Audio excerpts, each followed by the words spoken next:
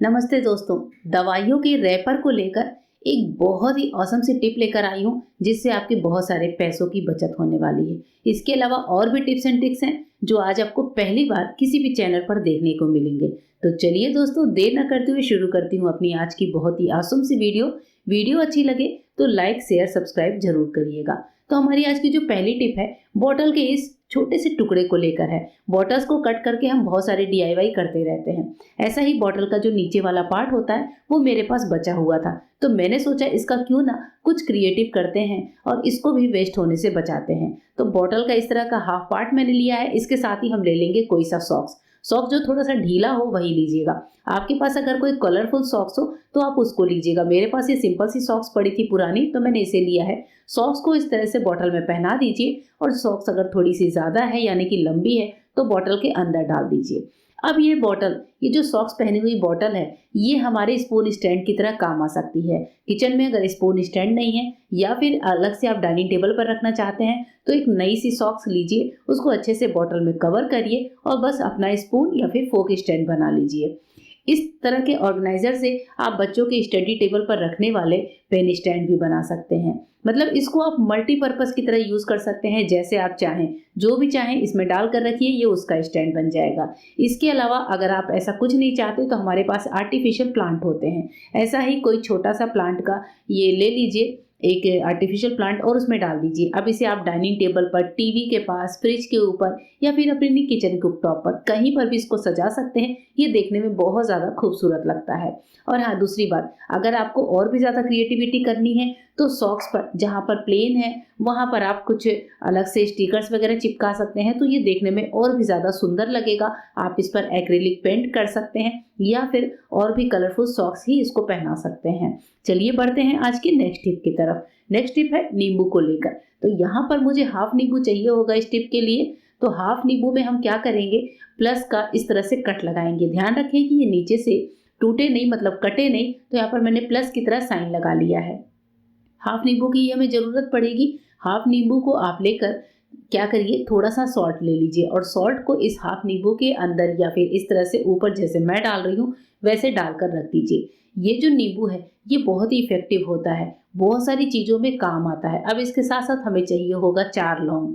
तो जो हमने प्लस का साइन लगाया है उसके चारों कोनों पर लौंग को इस तरह से टक कर दीजिए।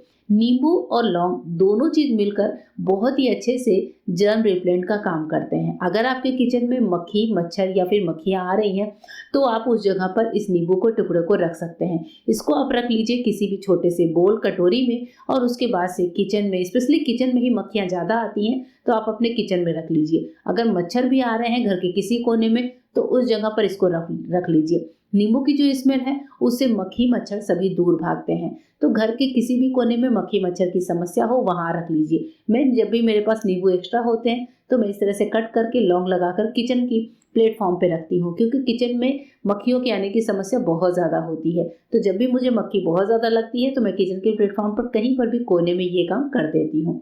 नेक्स्ट टिप है पैन को लेकर। जब भी हम किसी पैन को धुलकर गैस पर चढ़ाते हैं और हम ये सोचते हैं कि इसका पानी सूख गया है, अब इसमें हम कोई कुकिंग कर सकते हैं, स्पेशली तब जब हम इसमें ऑयल नहीं डालना चाहते हैं। ऐसे टाइम पर हमें पता ही नहीं होता कि पैन हमारा गर्म हुआ या नहीं। तो इसको पता लगाने के लिए आप पानी के कुछ छींटे वापस से दीजिए। पानी के छींटे अगर सिमट कर एक में हो जा रहे हैं, यानी कि कुछ इस तरीके से मिक्स हो जा रहे हैं, एकदम चिपटे से हो जा रहे हैं, इसका मतलब पैन अभी ठंडा है।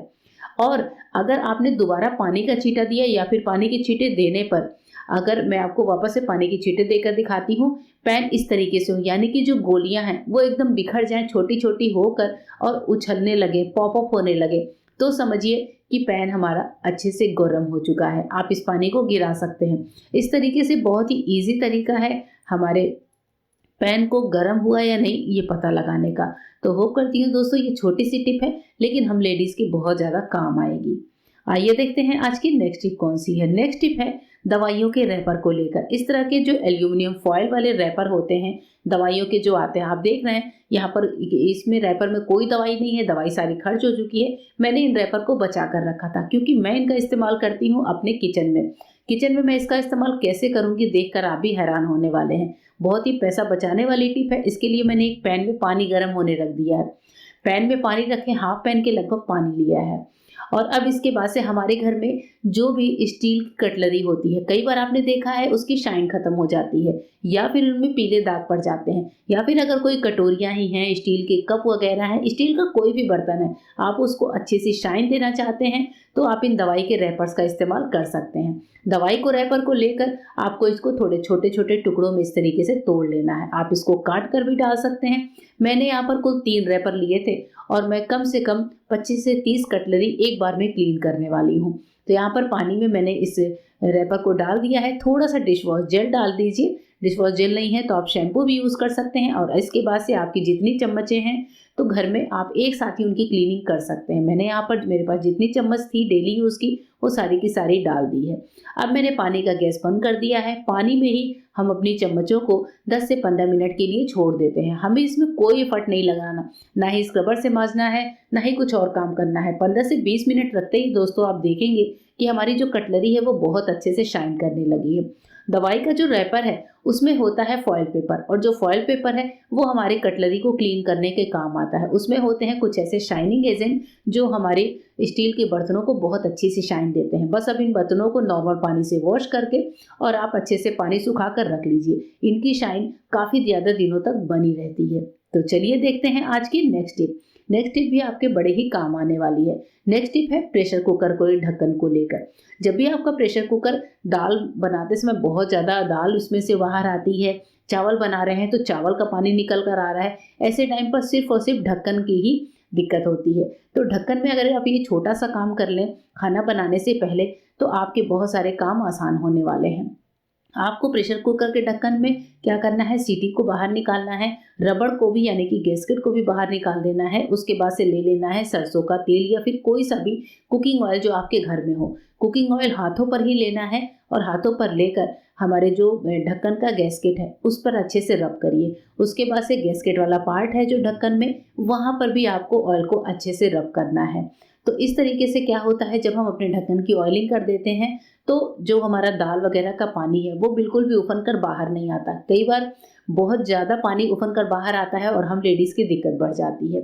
और इसके बाद से जो पीछे वाला ये पार्ट है, यहाँ पर भी जो होल आपको दिख रहे हैं, यहाँ पर भी आप थोड़े से ऑयलिंग अच्छे से कर दीजिए। बस इसके बाद से ढक्कन लगाइए और आप खाना बनाइए, दाल या चावल या कुछ भी। आप देखेंगे खाना बिल्कुल भी उफन कर बाहर नहीं आता है। बहुत ही ईजी तरीके से हमारा काम आसान हो जाता है। तो नेक्स्ट टाइम दाल बनाने से पहले ये टिप जरूर ट्राई कर लीजिएगा। आइए देखते हैं आज की नेक्स्ट यूजफुल टिप कौन सी है। नेक्स्ट टिप है हमारे वुडन स्पैटुलास को लेकर या फिर सिलिकॉन के जो स्पैटुला होते हैं उनको लेकर। काफ़ी दिन तक रखे रखे इनमें एक वाइट फंगस सा लग जाता है। जैसे मेरे भी ये बर्तन काफ़ी ज़्यादा दिनों से रखे थे तो मुझे ऐसा लगता है कि इनको यूज़ करने से पहले इनकी क्लीनिंग बहुत ज़रूरी है। तो मैं इनकी क्लीनिंग कैसे करती हूँ चलिए दिखाती हूँ। तो मैं इसके लिए क्या करूँगी, एक बर्तन में थोड़ा सा ले लूँगी विनेगर। किसी भी प्लेट वगैरह में थोड़ा सा विनेगर डाल लें और इस विनेगर में अब हमें डालना होगा थोड़ा सा कोई सा भी कुकिंग ऑयल। जी हाँ, जो ऑयल आपके घर में यूज़ होता है। जैसे मैंने थोड़ा सा सोयाबीन का तेल लिया है। दोनों चीज़ों को मिला लीजिए। अब इसके बाद से इस विनेगर और ऑयल को मिलाने के बाद आप कोई कपड़ा, कोई स्क्रबर ले लीजिए और उसके बाद से अपने सारे बर्तनों पर इसे अच्छे से रबिंग कर दीजिए। आप देखेंगे कि जिस टिश्यू या कपड़े से आप बर्तनों की रबिंग कर रहे हैं उसमें बहुत ज़्यादा गंदगी सी आ जाती है, एक पीलापन से निकल कर आता है और इससे हमारे बर्तन बहुत अच्छे से क्लीन हो जाते हैं। आपको बर्तनों को रीयूज़ करना हो या बर्तनों को स्टोर करके रखना हो, दोनों ही सूरत में ये टिप आपके काम आएगी। तो इस तरीके से विनेगर और ऑयल की एक कोटिंग के बाद हमारे बर्तन बिल्कुल फंगस नहीं लगते और ये काफ़ी ज़्यादा दिनों तक सेफ भी पड़े होते हैं। होप करती हूँ दोस्तों कि आज की वीडियो आपको पसंद आई होगी। मिलूंगी मेरे नए वीडियो में, तब तक के लिए गुड बाय। Thank you.